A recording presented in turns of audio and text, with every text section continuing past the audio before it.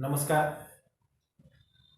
इयत्ता 7वी विषय नागरिकशास्त्र यामधील पाठ क्रमांक 2 संविधानाची उद्देशिका या पाठाचा आपण अभ्यास करणार आहोत. मागील पाठामध्ये आपण संविधान म्हणजे राज्यकारभाराचे नियम स्पष्ट करणारा महत्त्वाचा दस्तऐवज असतो. 2 संविधान सभेने भारताच्या संविधानाची निर्मिती केली आणि 3 संविधानामुळे आपल्या लोकप्रतिनिधींना कायद्यानुसार राज्याचे व्यवहार करावे लागतात. या 3 मुद्द्यांची माहिती आपण बघितली.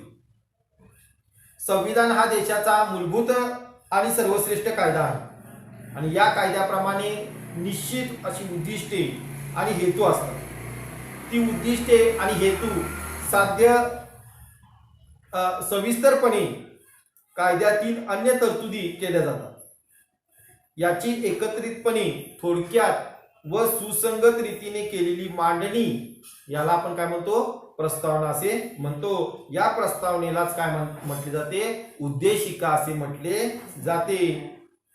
उद्देशिकेलाच भारतीय संविधानाची प्रास्ताविका किंवा सरनामा असेही म्हटले जाते आणि त्यामुळे उद्देशिका ही आपल्या संविधानाची उद्दिष्टे स्पष्ट करणारी प्रास्ताविका किंवा सरनामा आहे. आपण सर्व भारताचे नागरिक आहोत.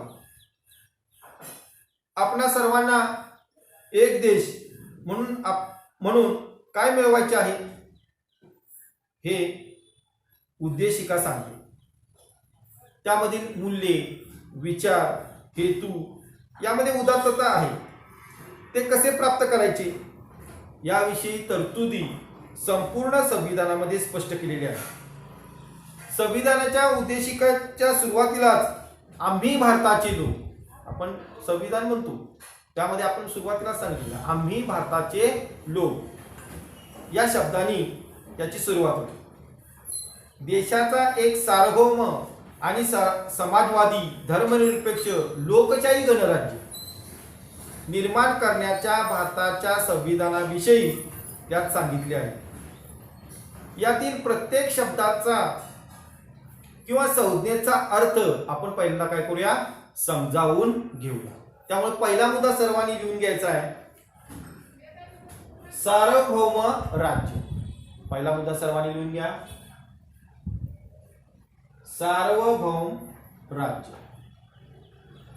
भारतावर बराच काळ ब्रिटिशांची राजवट होती आणि 15 ऑगस्ट 1947 रोजी आपला देश स्वतंत्र झाला. आपला देश स्वतंत्र झाल्यानंतर भारताला सार्वभौमत्व प्राप्त झाले आणि आपण आपल्या देशात योग्य वाटतील असे निर्णय घेण्यास स्वतंत्र आहोत.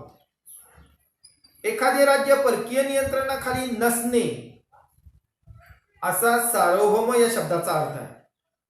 आपल्या संपूर्ण स्वातंत्र्य लढ्याचे सर्वात महत्त्वाचे उद्दिष्ट सार्वभौम प्राप्त करणे हे होते. सार्वभौम म्हणजे काय? सार्वभौमत्व म्हणजे काय? तर राज्यकारभार करण्याचा सर्वश्रेष्ठ अधिकार होतो. राज्यकारभार करण्याचा सर्वश्रेष्ठ अधिकार. लोकशाहीत सार्वभौमत्व हे जनतेच्या हाती आहे. जनता आपले प्रतिनिधी निवडून त्यांचे सर्व सार्वभौम अधिकार वापरण्यास परवानगी देते. म्हणजे काय?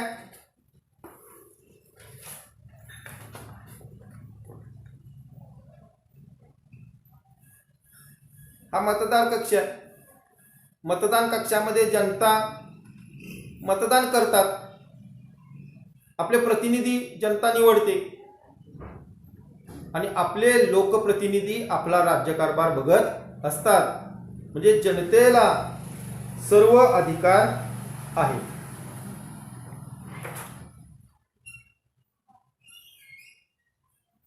जनता आपले प्रतिनिधी निवडून देऊन त्यांचे सार्वभौमत्वाचे अधिकार वापरण्यास परवानगी देते. देशाच्या अंतर्गत कोणते कायदे करावेत हे ठरवण्याचा अधिकार जनता व जनतेने निवडून दिलेली जी शासन व्यवस्था आहे त्यांना असतो. दुसरा मुद्दा लिहून घ्यायचा आहे. समाजवादी राज्य. समाजवादी राज्य. समाजवादी राज्य म्हणजे राज्य जिथे गरीब श्रीमंत यामध्ये मोठी दरी नसते. देशाच्या संपत्तीवरती सर्वांचा हक्क असतो आणि संपत्तीचे केंद्रीकरण लोकांच्या हाती होणार नाही याची काळजी घेतली जाते. पुढचा मुद्दा लिहून घ्यायचा आहे. धर्मनिरपेक्ष राज्य. धर्मनिरपेक्ष राज्य. उद्देश पत्रिकेमध्ये धर्मनिरपेक्षता हे उद्दिष्ट सांगण्यात आलेले आहे. धर्मनिरपेक्ष राज्यात सर्व धर्मांना समान मानले जाते. धर्मनिरपेक्ष राज्यामध्ये सर्व धर्मांना समान मानले जाते. कोणत्याही एका धर्माला राज्याचा धर्म मानला जात नाही. नागरिकांना आपापल्या धर्माचे पालन करण्याची मुभा असते. नागरिकांच्या मध्ये धर्माच्या आधारावरती भेदभाव केला जात नाही. धर्मनिरपेक्षता मार्गाने आपण आपल्या समाजाची बहुधार्मिकता जपण्याचा प्रयत्न केलेला आहे. आपल्या संविधानामध्ये अनेक हक्क दिलेले आहेत. त्याचा आपल्या अमर्याद किंवा हवा तसा वापर आपल्याला करता येतो. धार्मिक स्वातंत्र्याचेही तसेच आहे. आपण जेव्हा सण साजरे करतो, उत्सव साजरे करतो, तेव्हा आपल्याला सार्वजनिक स्वच्छता, आरोग्य, पर्यावरण यांचा विचार करणे आवश्यक असते. पुढचा मुद्दा लिहून घ्यायचा आहे. लोकशाही राज्य. लोकशाही राज्य. लोकशाही राज्यकारभाराची सत्ता लोकांच्या हाती असते. लोक इच्छेनुसार लोकांच्या इच्छेनुसार सरकार निर्णय घेते किंवा धोरणे आखत असते. शासनाला सर्वांच्या कल्याणासाठी महत्त्वाचे आर्थिक, सामाजिक निर्णय घ्यावे लागतात आणि असे निर्णय रोजच्या रोज सर्व लोकांना एकत्रित येऊन घेणे शक्य नसते. म्हणून ठराविक काळानंतर निवडणुका होतात आणि निवडणुकीमध्ये मतदान करतात आणि लोकांनी मतदान केले की प्रतिनिधी निवडले जातात. निवडून आलेले प्रतिनिधी संविधानाने निर्माण केलेल्या संसद, कार्यकारी मंडळ अशा संस्थांमध्ये जातात. संसदेमध्ये ते जातात आणि संविधानानेच नमूद केलेल्या किंवा सांगितलेल्या प्रक्रियेने संपूर्ण जनतेसाठी ते काय करत असतात? निर्णय घेत असतात. पुढचा मुद्दा आहे गणराज्य. गणराज्य म्हणजे आपल्या देशात लोकशाही बरोबरच गणराज्य पद्धती आहे.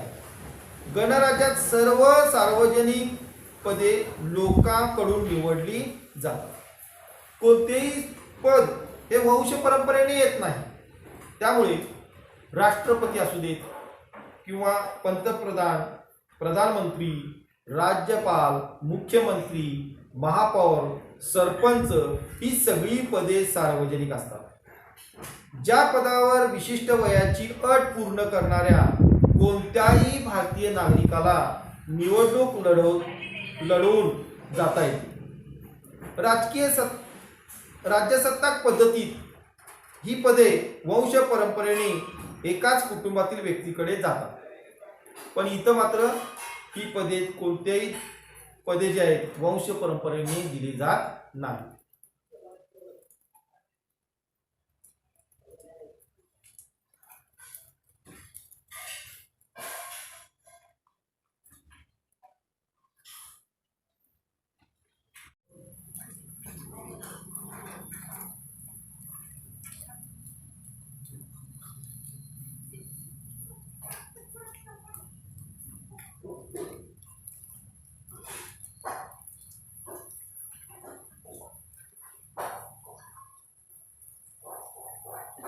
माझे कुटुंब या विषयावर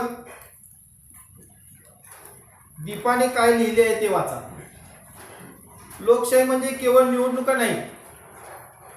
माझे आई, बाबा घरातले सगळे काम एकत्रितपणे करतात.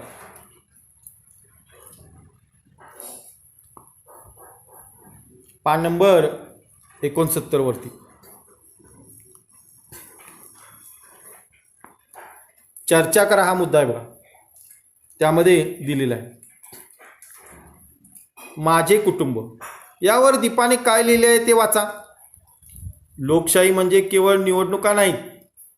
माझे आई बाबा घरातले सगळे काम एकत्रितपणे करतात, त्यात आमचाही वाटा असतो. परस्परांशी बोलताना आम्ही शक्यतो न भांडता बोलतो. भांडलो तरी लवकरच ते मिटवून परस्परांचे म्हणणे ऐकून घेतो. आजी आजोबांनाही कोणताही बदल करावायचा असेल तर विचारले जाते. अनुजाला शेतीच्या अभ्यासात संशोधन करायचे आहे. तिचा निर्णय सर्वांना आवडला. दीपाच्या घरात लोकशाही पद्धत आहे असे तुम्हाला वाटते का? लोकशाहीची कोणती वैशिष्ट्ये या परिच्छेदात आढळतात?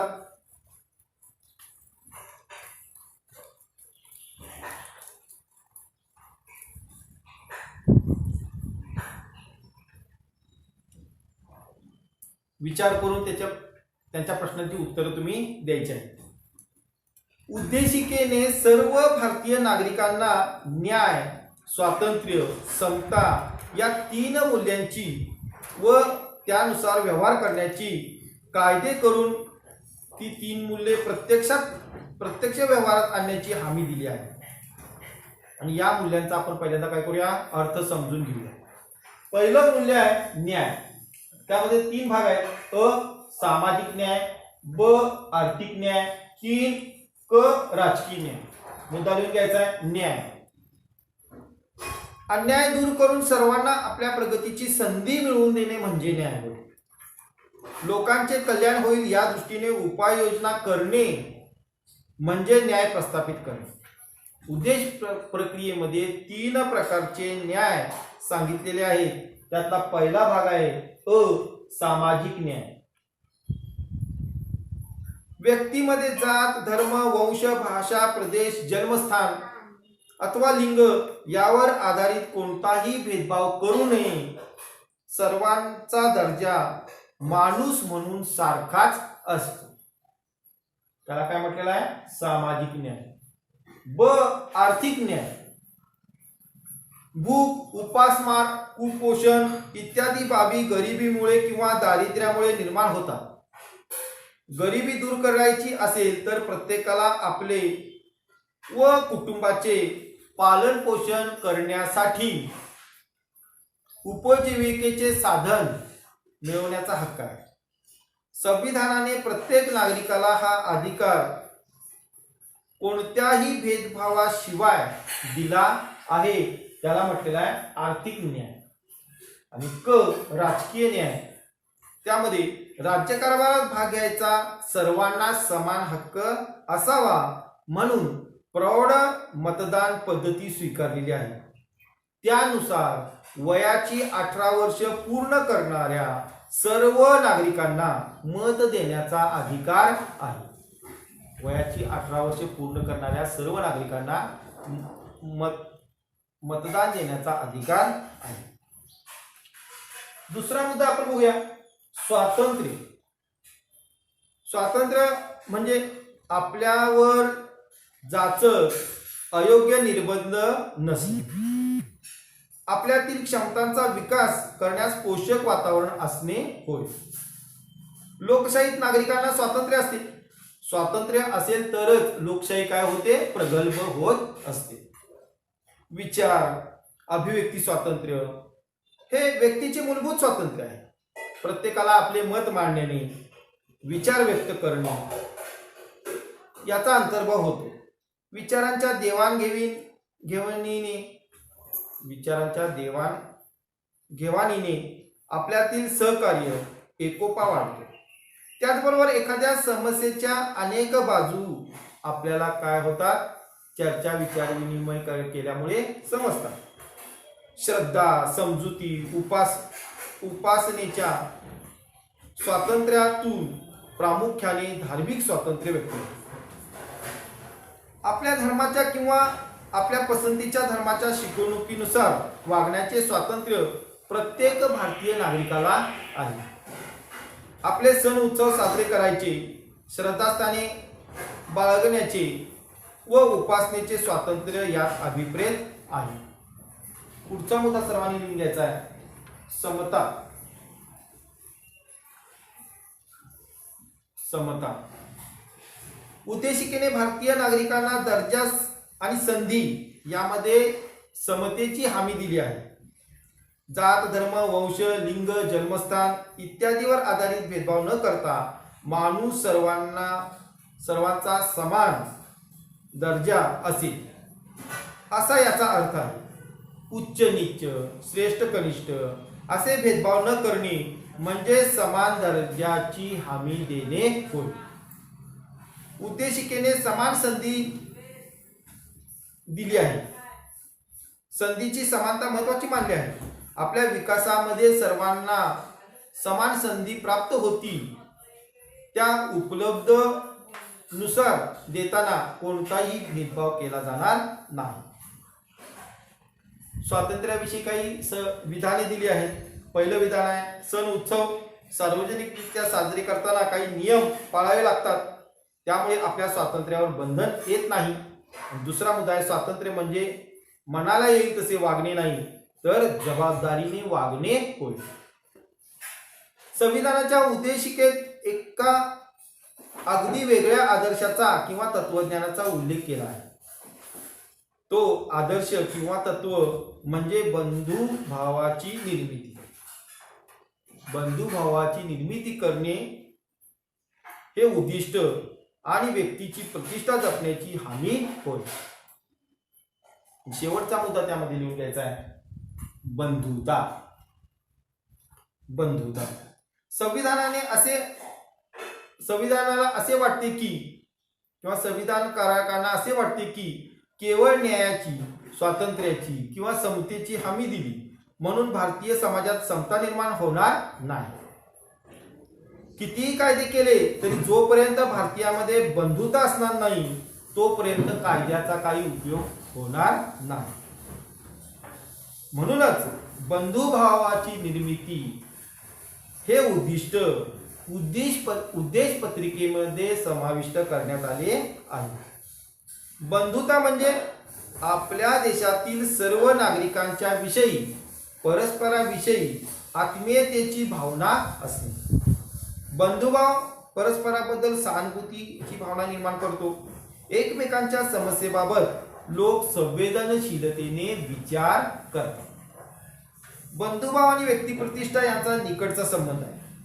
व्यक्तिप्रतिष्ठता म्हणजे प्रत्येक व्यक्तीला माणूस म्हणून सन्मान असतो. तो कोणत्याही जातीचा असू दे, धर्माचा असू दे, वंश, भाषा वेगळ्या असू दे इत्यादी बाबीवरती ठरत नाही. आपल्याला ज्याप्रमाणे इतरांनी आदराने आणि सन्मानाने वागवावे असे वाटते तसाच आदर आणि सन्मान आपणही अन्य व्यक्तींचा केला पाहिजे. जेव्हा प्रत्येक व्यक्ती दुसऱ्या व्यक्तीचा आदर करून त्याच्या स्वातंत्र्य हक्काचा सन्मान करेल तेव्हा आपोआपच व्यक्तीची प्रतिष्ठा निर्माण होईल. अशा वातावरणात बंधुभाव सहजरित्या वाढीस लागेल. न्याय व समता यावर आधारलेल्या नवीन समाज निर्मितीचे कामही अधिक सोपे होईल. भारताच्या संविधानाच्या उद्देशिकेतून याचे मार्गदर्शन प्राप्त होते. भारताच्या जनतेने हे संविधान स्वतःच अर्पण केलेले आहे या उल्लेखाने संविधानाचा काय होतो, शेवट होतो. या उल्लेखाने संविधानातील उद्देश पत्रिकेचा शेवट होतो. धन्यवाद.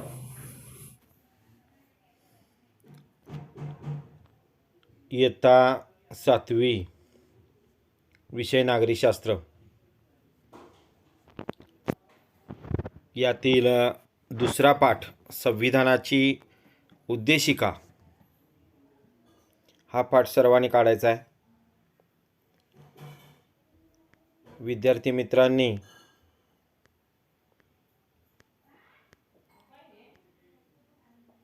इयत्ता 7वी विषय नागरिकशास्त्रामधील संविधानाची उद्देशिका हा पाठ काढायचा आहे. या पाठाचं आपण वाचन बघूया.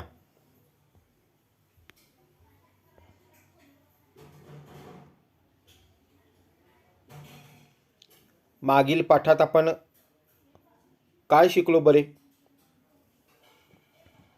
संविधान म्हणजे राज्यकारभाराचे नियम स्पष्ट करणारा एक महत्त्वाचा दस्तऐवज असतो. संविधान सभेने भारताच्या संविधानाची निर्मिती केली. संविधानामुळे आपल्या लोकप्रतिनिधींना कायद्यानुसारच राज्याचे व्यवहार करावे लागतात.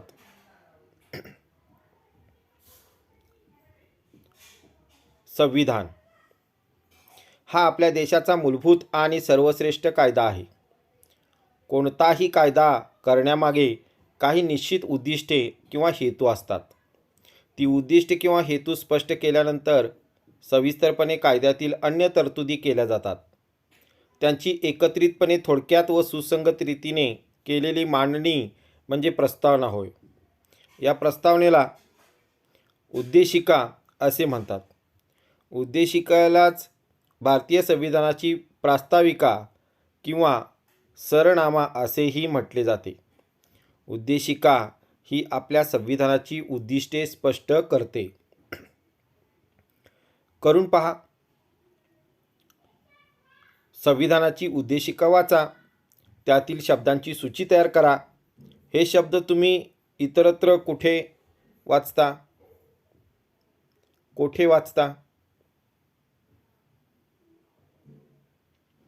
आपण सर्व भारताचे नागरिक आहोत. आपणा सर्वांना एक देश म्हणून काय मिळवावयाचे आहे हे उद्देशिका सांगते. यातील मूल्ये, विचार किंवा हेतू उदात्त आहेत. ते कसे प्राप्त करायचे याविषयीच्या तरतुदी संपूर्ण संविधानातून स्पष्ट केल्या आहेत. संविधानाच्या उद्देशिकेची सुरुवात आम्ही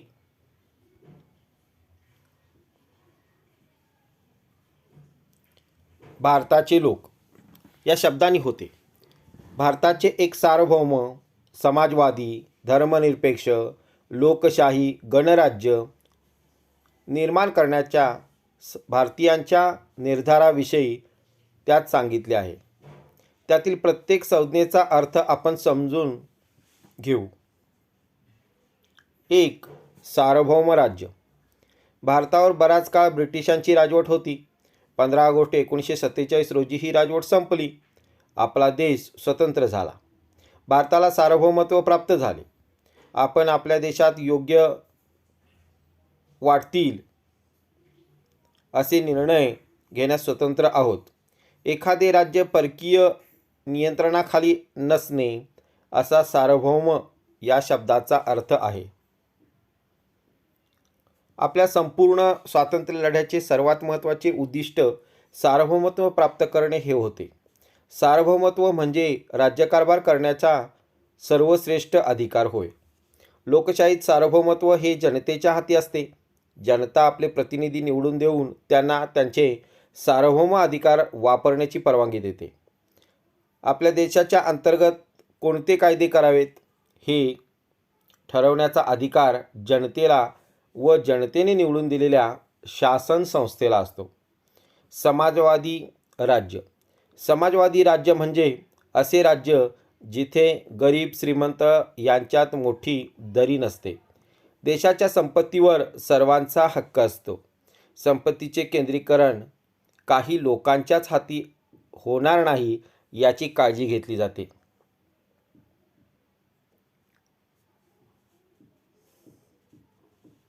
धर्मनिरपेक्ष राज्य.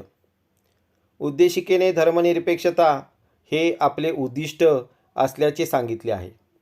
धर्मनिरपेक्ष राज्यात सर्व धर्मांना समान मानले जाते. कोणत्याही एकाच धर्माला राज्याचा धर्म मानला जात नाही. नागरिकांना आपापल्या धर्माचे पालन करण्याची मुभा असते. नागरिकांमध्ये धर्माच्या आधारावर भेदभाव करता येत नाही.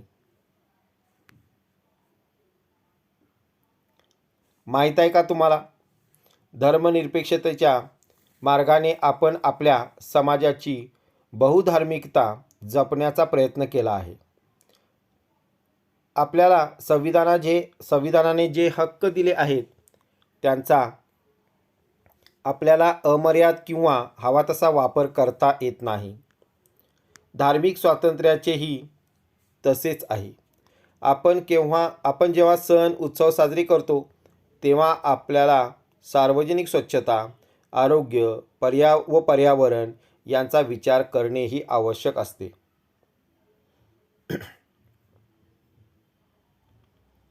लोकशाही राज्य. लोकशाहीत राज्यकारभाराची सत्ता लोकांच्या हाती असते. त्यांच्या इच्छेनुसार सरकार निर्णय घेते आणि धोरणे आखते. शासनाला सर्वांच्या कल्याणासाठी महत्त्वाचे आर्थिक, सामाजिक असे निर्णय घ्यावे लागतात.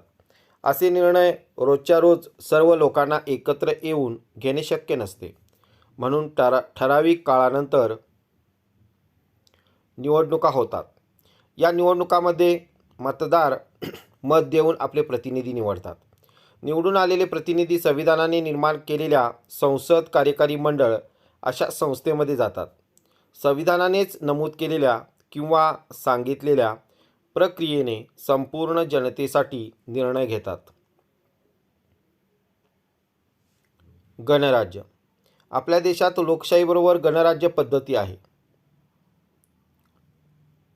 गणराज्यात सर्व सामाजिक पदे लोकांकडून निवडून दिली जातात. कोणतेही सार्वजनिक पद वंशपरंपरेने येत नाही. राष्ट्रपती, प्रधानमंत्री, राज्यपाल, मुख्यमंत्री, महापौर, सरपंच यासारखी पदे सार्वजनिक असतात. त्या पदावर विशिष्ट वयाची अट पूर्ण करणाऱ्या कोणत्याही भारतीय नागरिकाला निवडणूक लढवून जाता येते. राज्यसत्ताक पद्धतीत ही पदे वंशपरंपरेने एकाच कुटुंबातील व्यक्तीकडे जातात.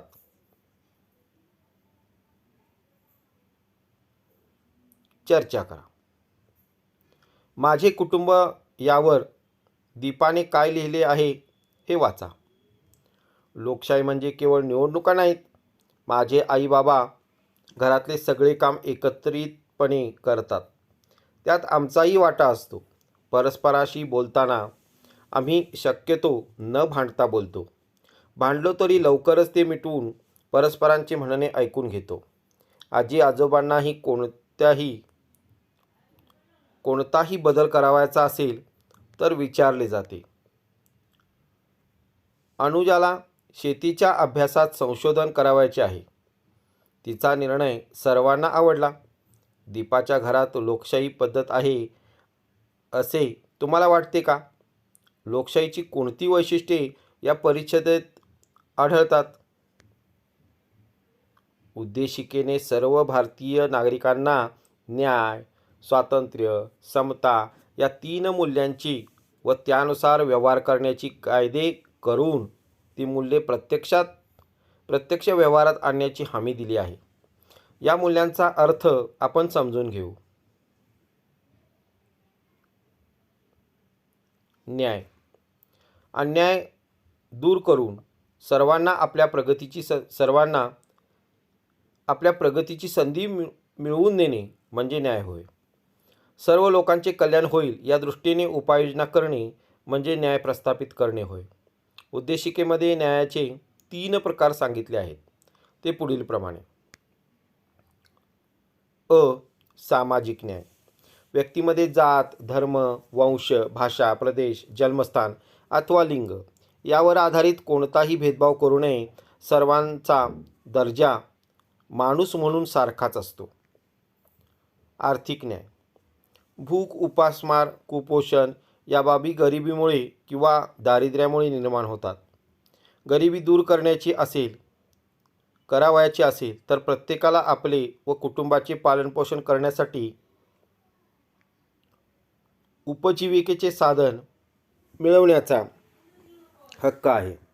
आपल्या संविधानाने प्रत्येक नागरिकाला हा अधिकार कोणत्याही भेदभावाशिवाय दिला आहे. राजकीय न्याय. राज्यकारभारात भाग घेण्याचा सर्वांना समान हक्क असावा म्हणून आपण प्रौढ मतदान पद्धती स्वीकारली आहे. त्यानुसार वयाची 18 वर्षे पूर्ण करणाऱ्या सर्व नागरिकांना मत देण्याचा अधिकार आहे. स्वातंत्र्य म्हणजे आपल्यावर जाचक अयोग्य निर्बंध नसणे, आपल्यातील क्षमतांचा विकास करण्यास पोषक वातावरण असणे होय. लोकशाहीत नागरिकांना स्वातंत्र्य असते. स्वातंत्र्य असेल तरच लोकशाही प्रगल्भ होते. विचार व अभिव्यक्ती स्वातंत्र्य हे व्यक्तीचे मूलभूत स्वातंत्र्य आहे. प्रत्येकाला आपले मत व विचार व्यक्त करता येतात. विचारांच्या देवाणघेवाणीने आपल्यातील सहकार्य आणि एकोपा वाढतो व त्याचबरोबर एखाद्या समस्येच्या अनेक बाजूही आपल्याला समजतात. श्रद्धा व समजुती व उपासनेच्या स्वातंत्र्यातून प्रामुख्याने धार्मिक स्वातंत्र्य व्यक्त होते. आपल्या धर्माच्या किंवा आपल्या पसंतीच्या धर्माच्या शिकवणुकीनुसार वागण्याचे स्वातंत्र्य प्रत्येक भारतीय नागरिकाला आहे. आपले सण उत्सव साजरे करण्याचे, श्रद्धास्थाने बाळगण्याचे व उपासनेचे स्वातंत्र्य यात अभिप्रेत आहे. समता उद्देशिकेने भारतीय नागरिकांना दर्जा व संधी याबाबतीत समानतेची हमी दिली आहे. जात, धर्म, वंश, लिंग, जन्मस्थान इत्यादीवर आधारित भेदभाव न करता माणूस म्हणून सर्वांचा दर्जा समान असेल असा याचा अर्थ आहे. उच्च नीच, श्रेष्ठ कनिष्ठ असे भेद न करणे म्हणजे समान दर्जाची हमी देणे होय. उद्देशिकेने संधीची समानता महत्त्वाची मानली आहे. आपल्या विकासाच्या संधी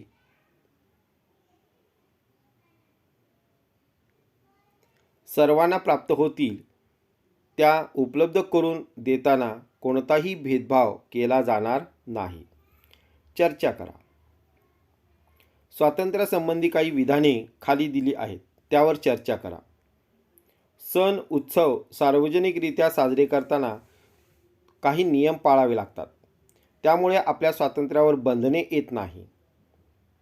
स्वातंत्र्य म्हणजे मनाला येईल तसे वागणे नाही, तर जबाबदारीने वागणे होय.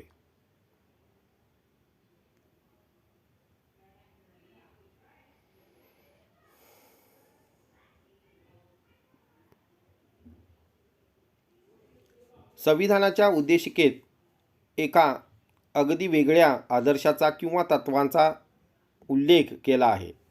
तो आदर्श किंवा ते तत्व म्हणजे बंधुभावाची निर्मिती करण्याचे उद्दिष्ट आणि व्यक्तीची प्रतिष्ठा जपण्याची हमी होय. बंधुता. संविधानकारांना असे वाटते की केवळ न्यायाची, स्वातंत्र्याची किंवा समतेची हमी देऊन भारतीय समाजात समता निर्माण होणार नाही. त्यासाठी काही कायदे केले तरी जोपर्यंत भारतीयामध्ये बंधुता असणार नाही तोपर्यंत या कायद्याचा उपयोग होणार नाही. म्हणून बंधुभावाची निर्मिती हे उद्दिष्ट उद्देशिकेत समाविष्ट केले आहे. बंधुता असणे म्हणजे आपल्या देशातील सर्व नागरिकांविषयी आणि परस्पराविषयी आत्मीयतेची भावना असणे. बंधुभाव परस्पराबद्दल सहानुभूतीची भावना निर्माण करतो. एकमेकांच्या समस्यांबाबत लोक संवेदनशीलतेने विचार करतात. बंधुभाव आणि व्यक्तिप्रतिष्ठा यांचा निकटचा संबंध आहे. व्यक्तिप्रतिष्ठा म्हणजे प्रत्येक व्यक्तीला माणूस म्हणून सन्मान असतो. तो जात, धर्म, वंश, लिंग, भाषा इत्यादी बाबीवर ठरत नाही. आपल्याला ज्याप्रमाणे इतरांनी आदराने आणि सन्मानाने वागवावे असे वाटते तसाच आदर आणि सन्मान आपण अन्य व्यक्तींचा केला पाहिजे.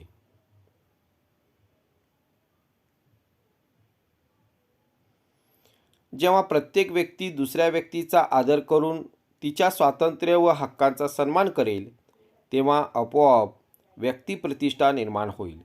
अशा वातावरणात बंधुभावही सहजरित्या वाढीस लागेल. न्याय व समतेवर आधारलेल्या नव्या समाजाच्या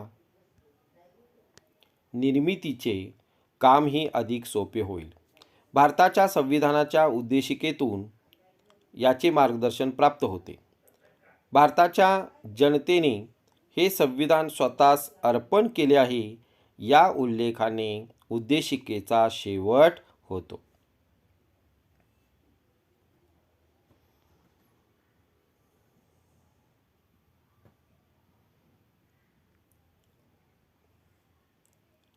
विद्यार्थी मित्रहो, या पाठाच्या शेवटी स्वाध्याय दिलेला आहे. हा स्वाध्याय व त्याखाली असणारा उपक्रम सुंदर अक्षरात वहीमध्ये पूर्ण करायचा आहे. तर आज आपण इयत्ता 7वी नागरिकशास्त्र या विषयातील पाठ क्रमांक 2 संविधानाची उद्देशिका या पाठाचा अभ्यास केलेला आहे. या पाठाची माहिती आपण बघितलेली आहे. अनुक्रमणिकेमध्ये या ठिकाणी QR कोड दिलेला आहे. या QR कोडला स्कॅन करून सर्वांनी काय करायचं आहे, संविधानाची उद्देशिका या पाठाची अधिक माहिती घ्यायची आहे.